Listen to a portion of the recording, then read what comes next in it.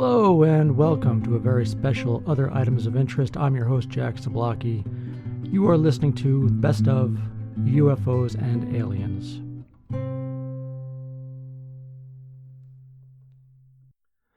Hello and welcome to a very special edition of Other Items of Interest. I'm your host, Jack Zablocki. Welcome to Best of UFOs and Aliens, and that which relates. It's rare we get to do a UFO story or something of that nature on the show. So when we get something in the news that's UFO or alien related, it's very exciting. Even when it's bullshit, like someone who claims to channel aliens or alien UFO cults, stuff like that, even when it's that stuff, it's exciting. The topic of UFO lore has always been interesting, sometimes a mystery, but never quite solvable. Instead, there are frustrating government cover-ups and questionable credibility of witnesses or researchers. So, what's up in our skies? Visitors from another planet? Our own military craft? Ball lightning or other atmospheric conditions? The light of Venus refracting off swamp gas? Well, this podcast can't provide any answers, just stories. So sit back and mind meld. This is Other Items of Interest, Best of UFOs and Aliens. Enjoy.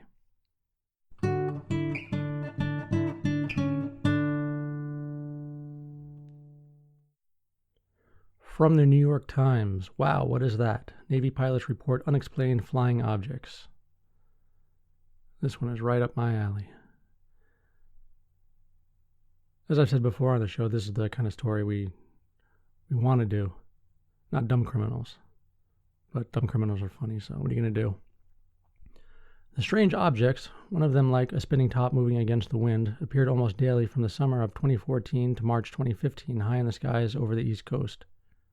Navy pilots reported to their superiors that the objects had no visible engine or infrared exhaust plumes, but that they could reach 30,000 feet and hypersonic speeds. These things would be out here all day, said Lieutenant Ryan Graves, an FA-18 Super Hornet pilot, who's been with the Navy for 10 years and who reported his sightings to the Pentagon and Congress. Keeping an aircraft in the air requires a significant amount of energy. With the speeds we observed, 12 hours in the air is 11 hours longer than we'd expect. In late 2014, a Super Hornet pilot had a near collision with one of the objects, and an official mishap report was filed. Some of the incidents were videotaped, including one taken by a plane's camera in early 2015 that shows an object zooming over the ocean waves as pilots question what they are seeing.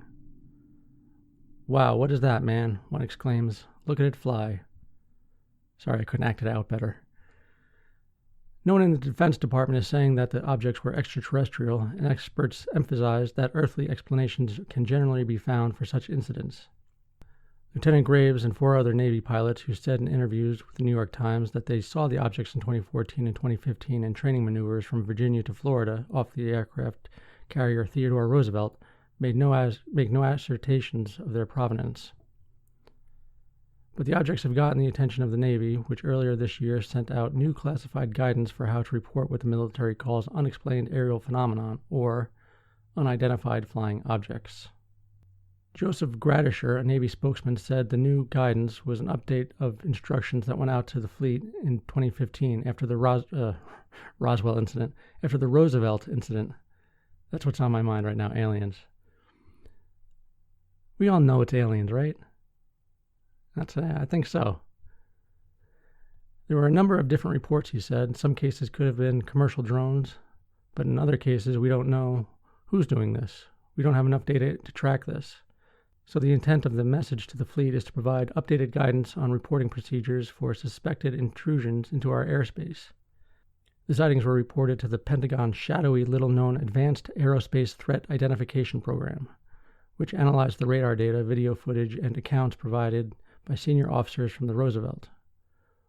Luis Elizondo, a military intelligence officer who ran the program until he resigned in 2017, called the sightings a striking series of incidents. This seems to be a very revealing article. The program, which began in 2007 and was largely funded at the request of Harry Reid, the Nevada Democrat, who was the Senate Majority Leader at the time, was officially shut down in 2012 when the money dried up, according to the Pentagon. But the Navy recently said it currently investigates military reports of UFOs, and Mr. Elizondo and other participants say the program, parts of it remain classified, has continued in other forms. The program has also studied video that shows a whitish oval object described as a giant tic-tac, about the size of a commercial plane, encountered by 2 Navy fighter jets off the coast of San Diego in 2004. My voice is starting to crack like a 12-year-old boy. Leon Golub, a senior astrophysicist at the Harvard-Smithsonian Center for Astrophysics, said the possibility of an extraterrestrial cause is so unlikely that it competes with many other low-probability but more mundane explanations. He added that there are so many other possibilities, bugs in the code for imaging and display systems, atmospheric effects and reflections, neurological overload from multiple inputs during high-speed flight. Guy sounds like a stick in the mud. It's aliens. We know it's aliens. Stop telling us otherwise. Lieutenant Graves still cannot explain what he saw. Aliens. In the summer of 2014, he and Lieutenant Danny Acoin, another Super Hornet pilot, were part of the squadron, the VFA-11 Red Rippers out of Naval Air Station Oceana, Virginia, that was training for deployment to the Persian Gulf. Lieutenants Graves and Acoin spoke on the record to the Times about the objects. 3 other pilots in the squadron also spoke to the Times about the objects, but declined to be named. Lieutenants Graves and Acoin, along with former American intelligence officials, appear in a 6-part History Channel series, Unidentified, Inside America's UFO Investigation, to air beginning Friday. The Times conducted separate interviews with the key participants. The pilots began noticing the objects after their 1980s-era radar was upgraded to a more advanced system. As one fighter jet after another got the new radar, pilots began picking up the objects, but ignoring what they thought were false radar tracks. People have seen strange stuff in the military aircraft for decades, Lieutenant Graves said. We're doing this very complex mission to go from 30,000 feet, diving down. It would be a pretty big deal to have something up there. He said the objects persisted, showing up at 30,000 feet, 20,000 feet, even sea level. They could accelerate, slow down, and then hit hypersonic speeds. Lieutenant Acoin said he interacted twice with the objects. The first time, after picking up the object on his radar, he set his plane to merge with it, flying 1,000 feet below. He said he should have been able to see it with his helmet camera, but could not, even though his radar told him it was there. A few days later, Lieutenant Acoin said a training missile on his jet locked on the object, and his infrared camera picked it up as well. I knew I had it. I knew it was not a false hit, he said, but still I could not pick it up visually. At this point, the pilots said they speculated that the objects were part of some classified and extremely advanced drone program. Aliens. But then pilots began seeing the objects. In late 2014, Lieutenant Graves said he was back at base in Virginia Beach when he encountered a squadron mate just back from mission with a look of shock on his face. He said he was stunned to hear the pilot's words. I almost hit one of those things, the pilot told Lieutenant Graves. The pilot and his wingman were flying in tandem about 100 feet apart over the Atlantic east of Virginia Beach when something flew between them, right past the cockpit.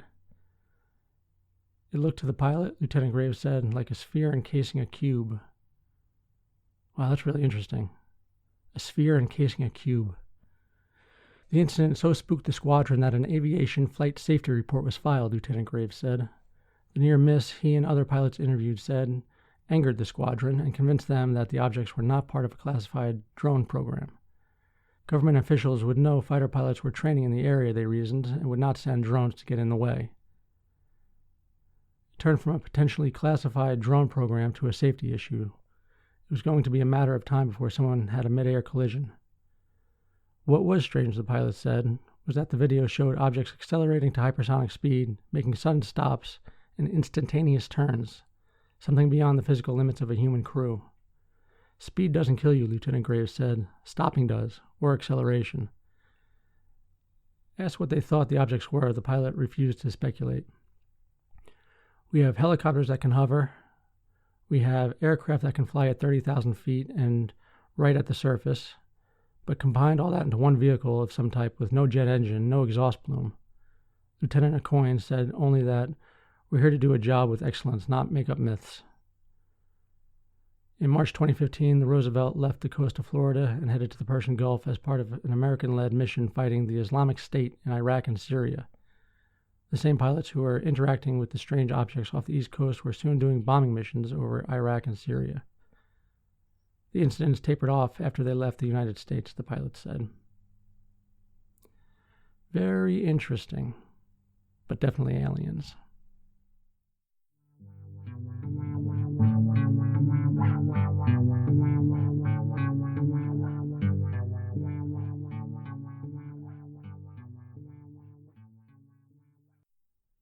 Let's take a trip to the moon, shall we?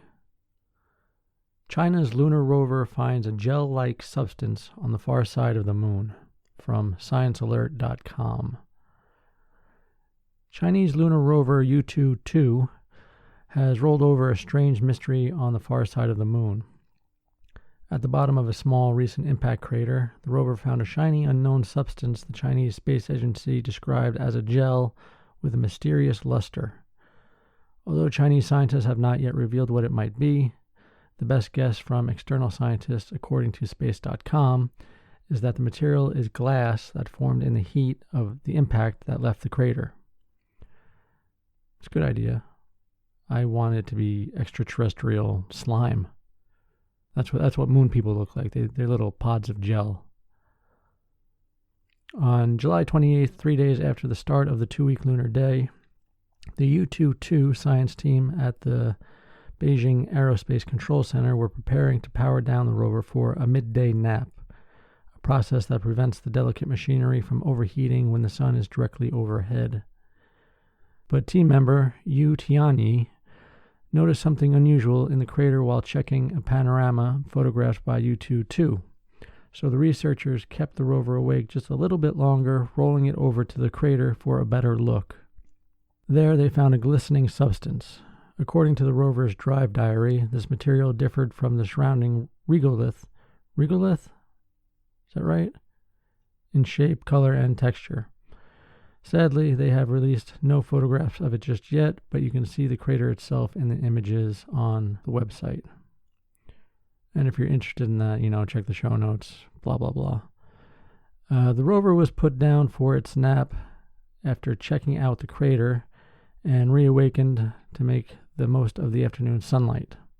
During this time, it examined the crater using its visible and near-infrared spectrometer, which analyzes the light reflecting off surfaces to determine their chemical composition. We still don't have answers from that analysis, but the surface of the moon is quite dry, so it's possible the stuff found by the rover is more of a hardened, molten material than a squishy, jelly-like substance, which, even if they weren't on the near side, would rule out a pile of tardigrades. And that's a reference to, I believe, Israel is on the side of the moon we see, and they spilled out, that's how the news put it, spilled out tardigrades, which are little microscopic creatures that can survive any kind of condition, pretty much. I don't know if they did that on purpose or it was an accident or what. Anyway, Yutu-2 went back to sleep on August 7th for the duration of the lunar night. Since it runs on solar power, it awoke on August 25th for the next lunar day and has been continuing its journey west in search of new discoveries. Pretty interesting. I'd like to know what it is. It probably is just, a form of glass created by the heat of the impact, but I really want it to be some kind of lunar slime. Just something interesting, please. It's time for a UFO story, my favorite. From nzherald.co.nz, the New Zealand Herald. Mystery remains 50 years after Hawke's Bay UFO visit. And right up top we have a sketch of what was seen. Prominent UFO sighting in central Hawke's Bay half a century ago remains a mystery despite what became common acceptance of its authenticity. The sighting at close quarters was made 50 years ago on Wednesday by security officer John Cudby during his rounds at the Wapakiro, I'm not saying that right, aerodrome. Following up suspicions, a loose dog was on the grounds, and concerns about sheep that appeared to have been herded into the corner of a paddock. The now late Cudby had, on later reflection, had his awareness of something less natural aroused when he heard a humming similar to that of a vacuum cleaner. With his own dog growling and spotting unusual reflections in the windows of the hangar, he turned to see 3 lights, 2 green separated by a red light, coming from something that appeared to be hovering about 20 meters above the ground. The humming appeared to be also coming from the large object in the air. Cudby ran to his vehicle and grabbed a light, which he managed to play on the object. As the humming increased to a louder whining and he became aware of the size of the suspended object, he estimated it to be at least 20 meters across. It's about 60 feet. It's pretty big. It tilted towards me and shot up into the sky at an angle, he wrote in a report reproduced in later UFO research. The windsock on top of the hangar started rotating very fast and squeaking, and I was distracted by this, but suddenly the sock stood straight out from the pole and then dropped as if it was cut with a knife. Cudby said he ran behind the hangar, but the object had vanished. He then measured 19 paces where the air above the ground appeared warm, immediately below where he estimated the object had been hovering. The grass on one hand was warm, on the other it was wet. He then headed for the police station to report the incident, assessing the object had headed in the direction of Pecora, I believe. I'm doing terrible with the names today. Remember, I have a headache. I'm not doing too well. But these words, they don't want to pronounce properly from my mouth. Pecora, Jesus Christ, it headed in the direction of that town, to the southwest of the town, in the direction where 2 farming families reported they had heard what thought was a jet passing over, or even closer, in trouble and looking for somewhere to land. A farmer, apparently not linked to the 2 who heard the jet-sounding noise, was to reveal his sheep had been unusually disturbed about the same time, and a visitor to Hawke's Bay, driving State Highway 2 over Pecora Hill towards, Waipukura,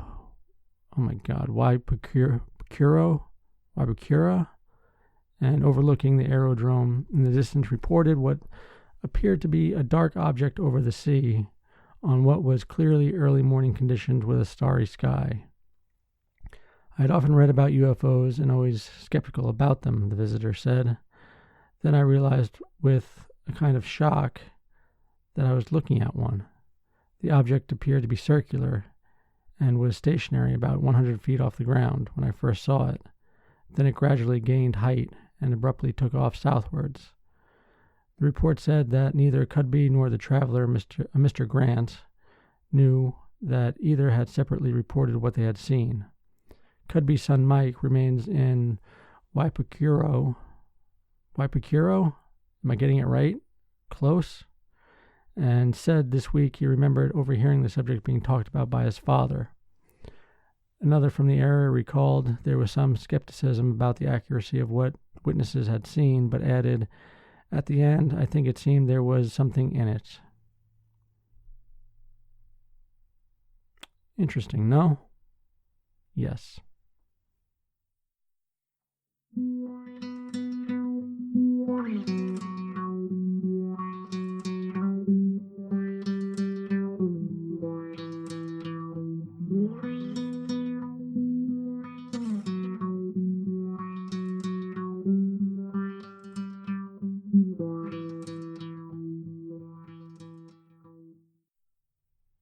Following story comes from CNN Travel. The UFO seekers flocking to a remote Thai hilltop in search of Buddhist aliens. Sounds like something from the National Enquirer. A hilltop in central Thailand is attracting UFO seekers who believe extraterrestrials hover above a huge Buddha statue, send telepathic communications, walk across nearby sugarcane fields, and use a crocodile-infested lake as a portal from their planets Pluto and Loku.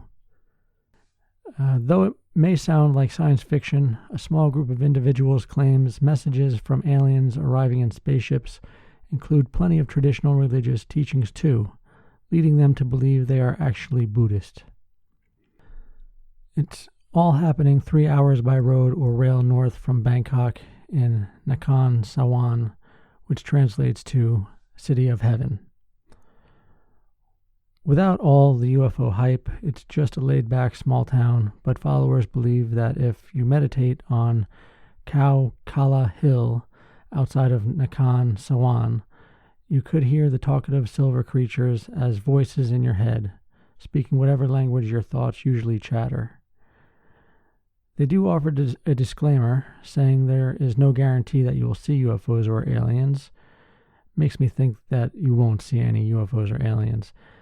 The aliens are described as unpredictable, speaking or appearing spontaneously, and disappearing after a few hours.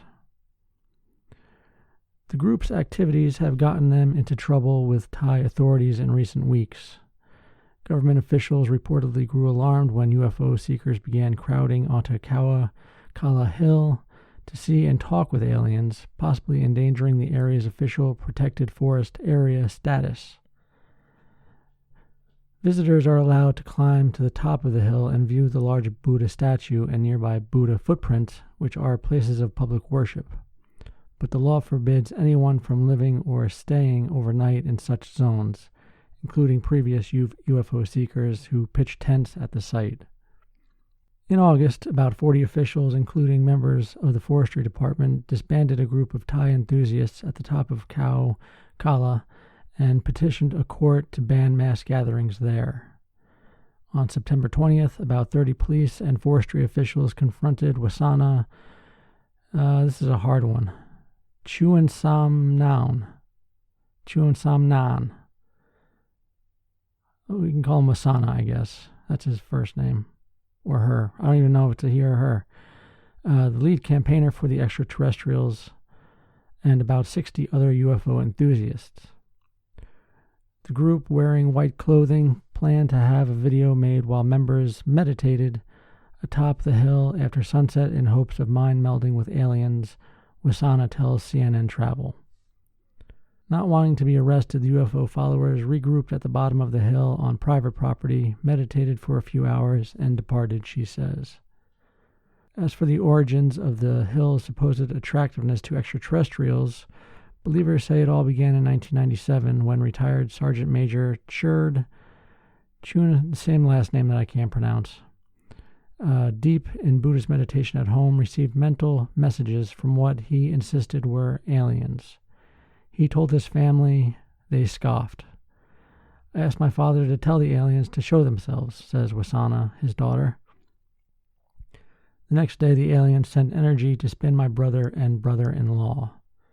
She says the two men were yanked up from the living room sofa and spun simultaneously like whirling dervishes out of the house and into the yard. I felt like my legs and my arms had to spin, adds Wasana's brother-in-law, Jeroen Repeth. I could not control myself for 4 or 5 minutes. I didn't feel afraid. We both spun outside. Through an upstairs window, Wasana's sister-in-law says she saw a UFO. It was about 10 or 15 meters long at treetop level, adds Wasana.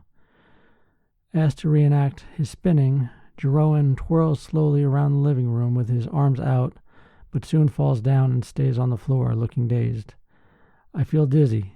But when the UFO spun me, I didn't feel dizzy at all. Wasana, who quit her job as a nurse to champion the extraterrestrial, says her father continued to receive telepathic messages over the years. Before my father died in 2000, he taught us how to communicate with the aliens, she adds.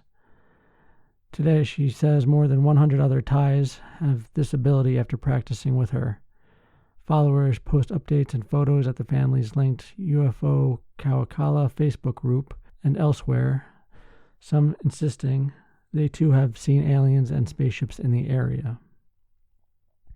And there we have a photo of a potential UFO. Blurry. Can't tell what it is. Most alien encounters are reported near the family's home on the outskirts of Nakhon Sawan, at Kala Hill amid sugarcane fields, and Buang Borafet Lake, which villagers warn is crocodile infested. I just have a feeling I'm butchering all these words that are not my own native tongue, and I do apologize for that. The aliens are described as slender, little, silvery humanoids. Illustrations depict them standing upright on two legs with two arms and a bulbous, bald head with a pointy face topped with a single antenna. Huge, glossy, almond-shaped black eyes gaze above a thin nose and a miniature mouth. Which is interesting because that's the typical version of the gray that people say they've seen, but not with an antenna. That's cartoonish. I'm not saying that if they are saying that they're wrong. I don't know what they're saying, if anything, but the antenna bit, that's interesting. Believers say silvery spaceships appear festooned with colorful lights or resemble the domed, circular retro UFOs seen in low-budget 1950s movies. There are two types of aliens, Wasana says. One group is from planet Pluto. The others are from a planet named Loku. Pluto aliens are made of energy, can appear in physical form, and are able to teach humans. Loku aliens have a physical body and knowledge of high technology. They work together. Pluto aliens worry about something so devastating happening on Earth, such as war or in the environment, that it might impact their planet. They also want to give some people the ability to communicate with them.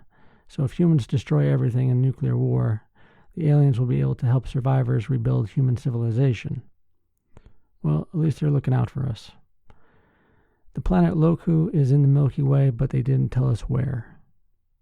The aliens' purported choice of Kawakala is unusual because it is the smallest among a cluster of loftier hills. Meditators say they are thankful they don't have to climb very high to reach the top. Up there, a larger-than-life statue portrays Buddha protected by a mythical seven-headed Naga snake, which has topped the hill for many years and was not associated with any UFOs before the family's tales. A 360-degree view from the hill includes flat sugarcane fields below, where Wasana and other believers say they have seen aliens disembark a UFO, walk around, and then vanish in an atomized puff. I've lived 10,000 years, Pluto's alien leader revealed in communications reportedly channeled through Wasana during 1998 and 1999. How long does it take for me to travel from Pluto to here? I travel through dimensions. It's advanced physics. I travel with my mind. Wasana says Pluto's alien leader also told her that Buddha was the greatest human mind and never spoke to humans without paying attention to extraterrestrials or about trying to communicate with them, but did tell followers to embrace the cosmic laws. Mind-melding communications from Pluto to Wasana include lots of advice about karma, reincarnation, greed, and fear, and other Buddhist concerns, she says, as well as the altruistic thought bubble that you shouldn't worry about Earth's apocalypse from nuclear war, climate change, mutant diseases, or other catastrophes. Technologically superior, benevolent aliens promise to take care of selected survivors. That's good news in this Southeast Asian country where 95% of the population is Buddhist. It may also give followers legal and social protection if their UFO group gets too popular. Thai authorities and society frown on anything they perceive as a cult that veers too far from traditional religious beliefs and becomes influential. Buddhism is open to the possibility of extraterrestrials, ghosts, spirits, and other non-human life, but warns against being sucked into an invisible cul-de-sac of absurd illusions. It's a long article. When asked about Thais seeing UFOs and communicating with aliens, Buddhist scholar Viranut Rajanaprapa, who has a PhD in philosophy and religion from St. John's University in Bangkok, tells CNN Travel, "We don't need to know if it is real or not, if it's a fake story or it's reality. Buddha taught us that maybe the one who says that he thinks he can directly speak with the alien or he believes he hears them. But it is not useful. It doesn't matter if he hears the alien or not. It does not help us for experiencing nirvana. We do not say if it is right or wrong if the human can speak to the alien. But please listen carefully. Most of the situations are only illusion. Nevertheless, Bangkok-based Ploy Buranasiri has been visiting Kala for 9 years and says she's seen aliens and UFOs there several times. Asked what she would like to say to the aliens, she says, "I would like to ask for relocation to their planet." Sukwasa Mukpram, 32, visited Kala more than 10 times during the past year. "I want the aliens to send me the power to make me brave," she says. And that's that. I'm going to go take a nap now after that long article. If you're asleep right now, it's time to wake up. We're going to go on to a different story.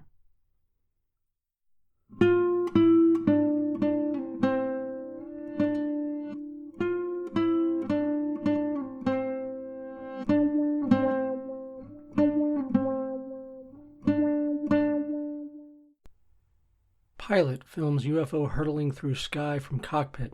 I've never seen something fly so fast. From dailystar.co.uk. Turkish Captain Attila Şentürk saw the bizarre... That's a pretty badass name, Attila Şentürk. And he's Captain Attila. That's even more badass. Anyway, Captain Attila Şentürk saw the bizarre object during a domestic flight from Istanbul to Cologne on May 10th.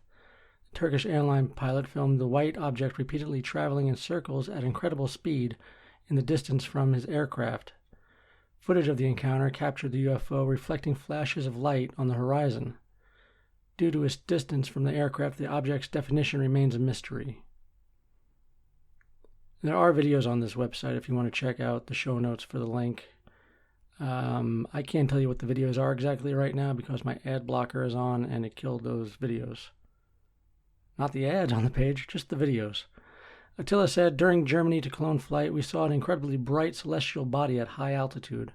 It wasn't a satellite or a star." The pilot led on to add that the object quickly disappeared moments after he filmed it. Despite UFO sightings often hitting the headlines, the pilot stated he had never encountered anything like that himself. "It was the first time I saw something like this," Attila added. "It was very close to us and very bright despite the sun. I've never seen something fly so fast." The flight cabin supervisor and first officer also witnessed the unknown object. It comes after a tourist filmed UFOs emerging from a giant red cloud. And weeks ago, a plasma cloud shaped like a face appeared across the U.S. I didn't hear about that. Any of you hear about that? Did you hear about that? Plasma cloud shaped like a face? You have no idea what I'm talking about. I don't know what I'm talking about. From newshub.co.nz, world's top UFO hunter Stanton Friedman dies without ever seeing one. A man who spent decades investigating UFOs, convinced they were real, has died without finding solid proof. Stanton Friedman was a nuclear physicist with a background working on aircraft, rockets, and power plants. But he had a keen interest in aliens and UFOs, and in the 1970s led the first civilian investigation into the 1947 Roswell incident. That work culminated in 1997 book Crash at Corona. Who wrote this? The work culminated in the 1997 book Crash at Corona, the definitive story of the Roswell incident, which included evidence from more than 100 witnesses to the world's most infamous alleged UFO crash. According to Friedman, 2 alien craft crashed that day in July 1947. The official story has always been that it was a top-secret balloon. Bullshit. Friedman called the supposed cover-up a cosmic Watergate. While he was convinced UFOs were being flown by real alien visitors, he died without ever seeing one himself, the Daily Mail reports. Most of the evidence he collected was based on U.S. government documents. For me, he will always be the greatest ufologist of all time, UFO Truth magazine editor Gary Heseltine told the Mail. He never wavered in his belief that some UFO were extraterrestrial in origin. I mourn the passing of a truly legendary man. Friedman was 84. His family did not disclose the cause of death. Search Stanton Friedman on YouTube. you'll find something of his. He's fun to listen to. He was a smart guy. Outlandish, a little bit out there, I don't know. Entertaining, definitely.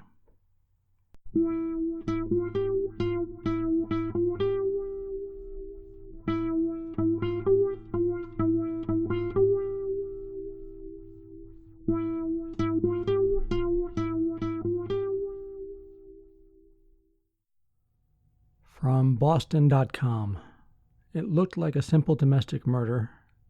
Then police learned about the alien reptile cult. And there's a quote right at the top here. And it'll show up again in the article, but it's worth repeating. And the quote is, "When the demon manifested in her, if it was the demon or a lizard, if she had both, a human's no match for that kind of supernatural strength."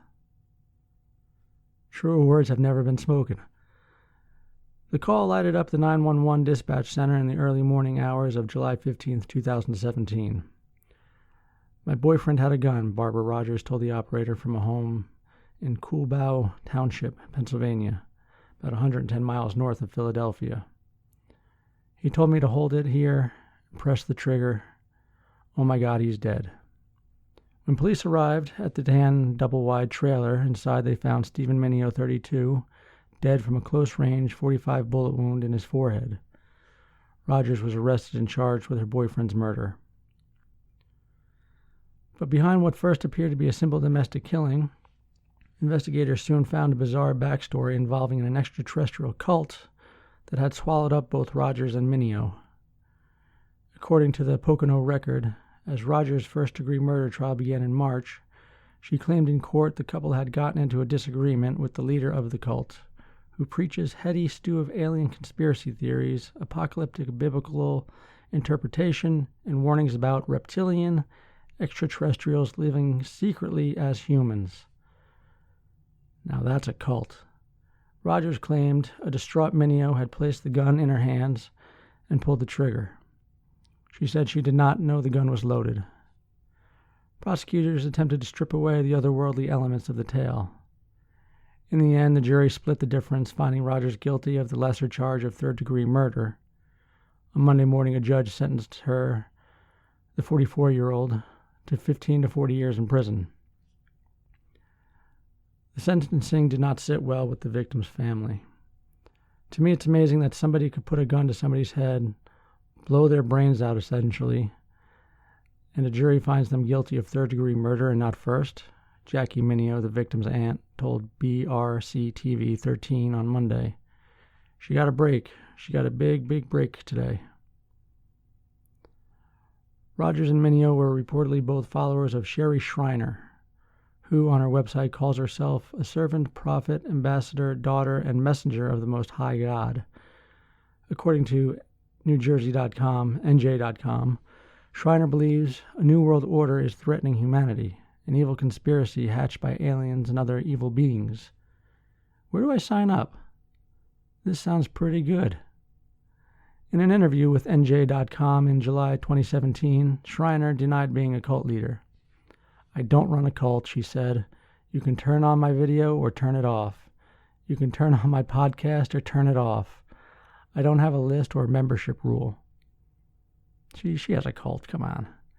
Mineo reportedly began following Shriner through her online writings and videos in the early 2000s, but his relationship with Rogers eventually put him at odds with the teachings. Shriner told NJ.com she believed Rogers was a vampire, witch, reptilian super soldier. That is a title to want. Vampire, witch, reptilian super soldier. Sounds badass. The split seems to have started when Rogers wrote Facebook posts talking about her cravings for red meat and preference for steak tartare. Shriner believed red meat was a sign that a person was actually reptilian. There's only certain types of people who crave the raw meat, because they crave the blood. Those with the vampire demon in them, Shriner said in a YouTube video, according to NJ.com. Shriner told the newspaper she then warned Mineo his girlfriend was possessed. You can check out all of Sherry Shriner's videos on YouTube. She hasn't updated in about a year. And I only watched 2, but they're not that great. and just a lot of nonsense. When the demon manifested in her, if it was the demon or a lizard, if she had both, a human's no match for that kind of supernatural strength, Schreiner told NJ.com. The one thing I did know, she was no good.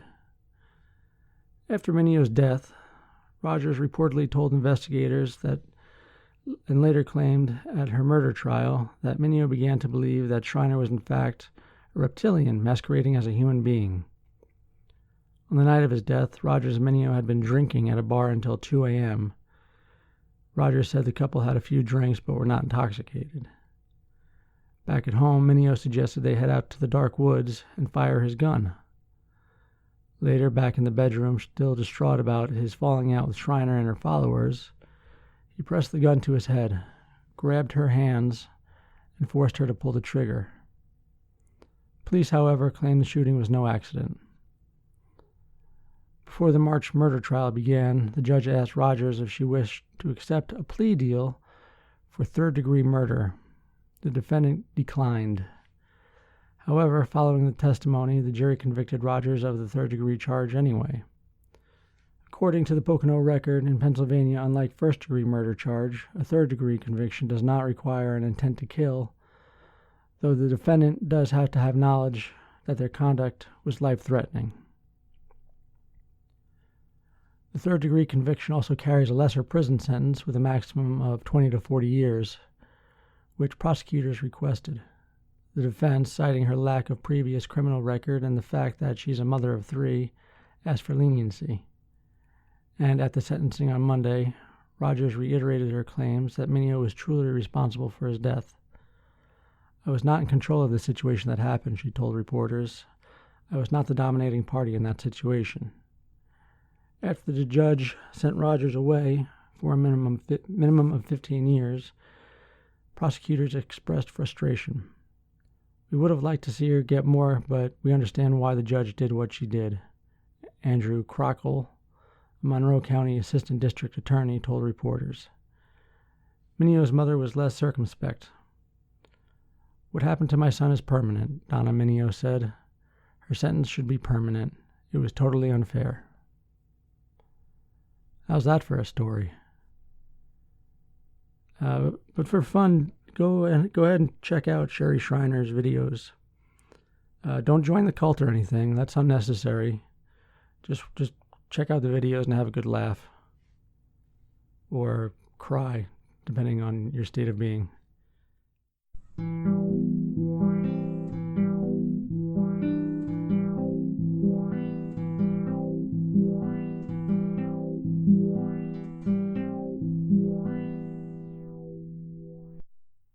And here we have double alien stories of sorts, quite different from each other.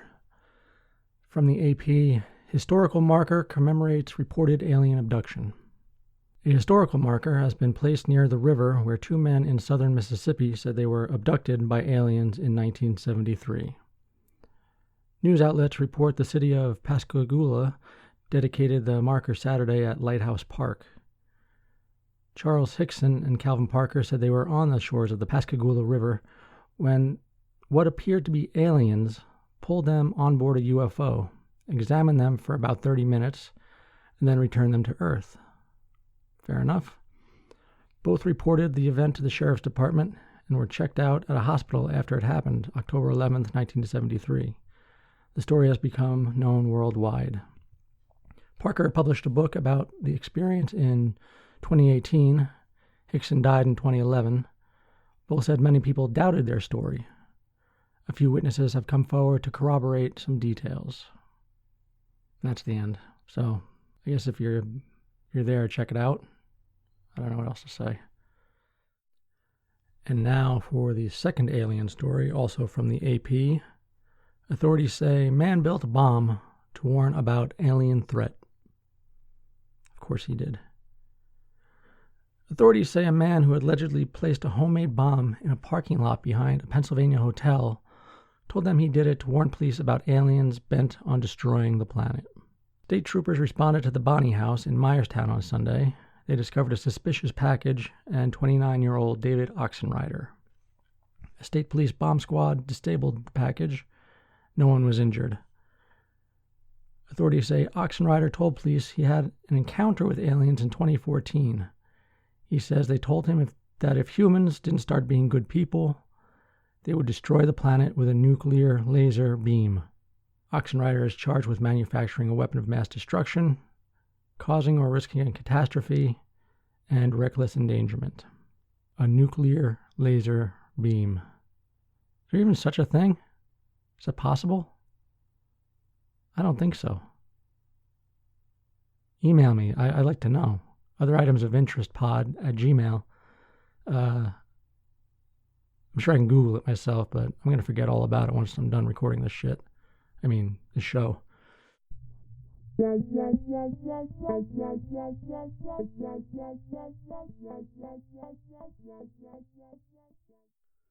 From app.com, app.com, part of the USA Today Network. In new book, retired Air Force major claims alien was killed. Haven't had a really good UFO alien article in a while, so I'm excited for this one. Was an alien shot and killed in the Pine Barrens of New Jersey? A new book titled Strange Craft, The True Story of an Air Force Intelligence Officer's Life with UFOs claims that a military police officer shot an extraterrestrial being at Fort Dix in the early morning hours of January 18th, 1978. I wonder if you get decorated for that, a medal for... I mean, how many soldiers can claim that shot? I killed an alien, an extraterrestrial. Not that we should be killing extraterrestrials, because they can probably, vaporize our planet in a second.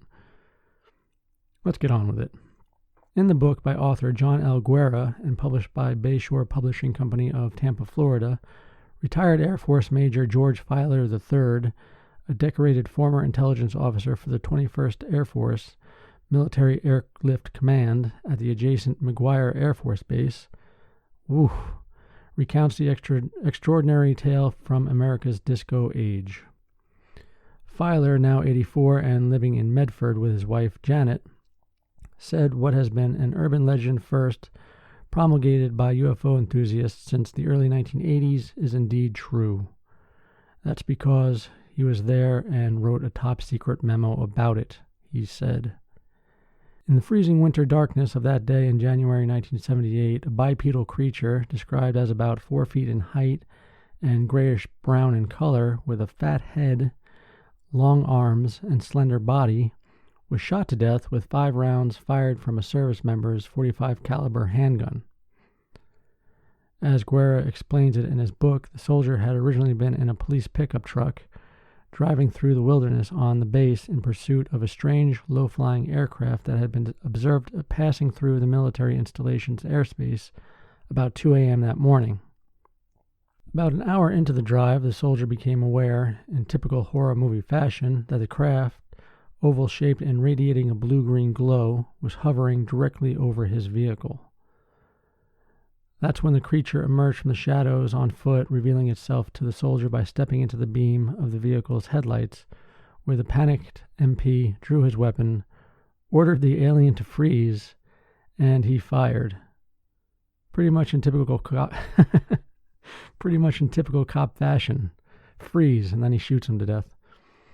According to the retired major, as told in the book, and the alleged alien succumbed to its gunshot wounds on the Air Force side of what is now Joint Base McGuire-Dix Lakehurst in Burlington County, its remains giving off a foul-smelling, ammonia-like stench.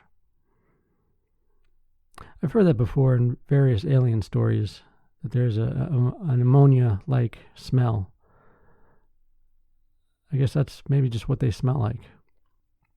Later that morning, a cleanup crew from Wright-Patterson Air Force Base in Ohio, headquarters of the National Air and Space Intelligence Center, flew in to retrieve the body, behaving as if the creature was, well, not entirely alien to them. And it's also said that Wright-Patterson is where they brought the bodies of the Roswell aliens, if you believe that story. that the craft and the dead bodies were brought to Ohio. Anyway, the Asbury Park Press reached out to the Air Force at the Joint Base for comment about this story, but never heard back. Filer, who has most recently served as the state director for an organization called MUFON, the Mutual UFO Network, never actually saw the dead alien. However, Filer said he knows for a fact that the story is true. It should be noted that Filer has claimed to have seen UFOs throughout his entire life, starting when he was 5, outside his boyhood home in Illinois. On that January morning in 1978, Filer said he arrived on base before dawn to prepare his daily 8 a.m. intelligence briefing for his superior officers. In the book, he explains that when he arrived, security at the base had been tightened, and he personally observed the emergency response in the aftermath of the incident. He also said he interviewed some of the witnesses from the scene for a report on what happened that he was required to file. However, he was denied access to and was never cleared to see photos that he said were taken at the scene. And there's a photo of Filer relaxing in his lazy boy chair right there in the middle of the story. The senior master sergeant runs everything, from who sweeps the floors to organizing the staff schedules and making sure phones and faxes are up and running. Filer is quoted in the book. He was agitated, his face was pale, and his eyes were wide open. Then he said the strangest thing. An alien has been shot at Fort Dix, and they found it on the end of our runway, which would be the McGuire Air Force Base runway. Filer said he replied, "Was it an alien from another country?" "No, it was from outer space, a space alien," the sergeant explained. "There are UFOs buzzing around the pattern like mad." Later, the Air Force classified everything as top secret and silenced the witnesses through national security restrictions and good old-fashioned intimidation. Everyone, that is, except Filer. Filer has spoken publicly about the 1978 incident before, and the incident itself has been the subject of discussion and speculation in the UFO enthusiast community since the early 1980s. Details about it appear to have been first reported in the Trentonian on July 10, 2007. The Trentonian had reported 12 years ago that, holy shit, 2007 was 12 years ago, that's amazing. The Trentonian had reported 12 years ago that the Air Force repeatedly denied the claim, telling the newspaper that the case was discredited as a hoax years ago. The rest of the article is about aliens and pop culture at the time, citing Steven Spielberg's Close Encounters of the Third Kind, which came out about the same time in 1978, and Star Wars, which came out a couple of years earlier, or just 1 year earlier in 1977. So that's about it. Talks about UFO sightings carried an air of greater credibility back then. There were 377 references to UFOs published in the press between 1977 and 1978, compared to 85 references between 2017 and 2018. So that's that. I guess that would be the end of the show. Hope you enjoyed it. I had a good time doing it. I guess that's all that matters.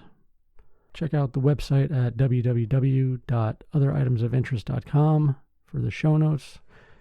You can reread all the articles I just read to you if you'd like, or check out the pictures and video from various articles if you'd like. Do what you want. It's your life. I'm not trying to pressure you. It's the last thing I want to do. With that, I think we'll see you next week, and we'll have a good time again, and it'll be all fun and games until somebody gets hurt. I guess I can say with certainty that I'd like to cue the music.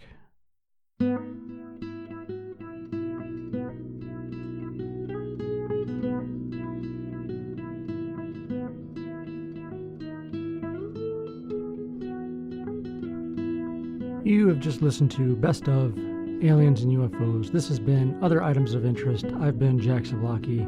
Visit us online at www.otheritemsofinterest.com. Bye-bye.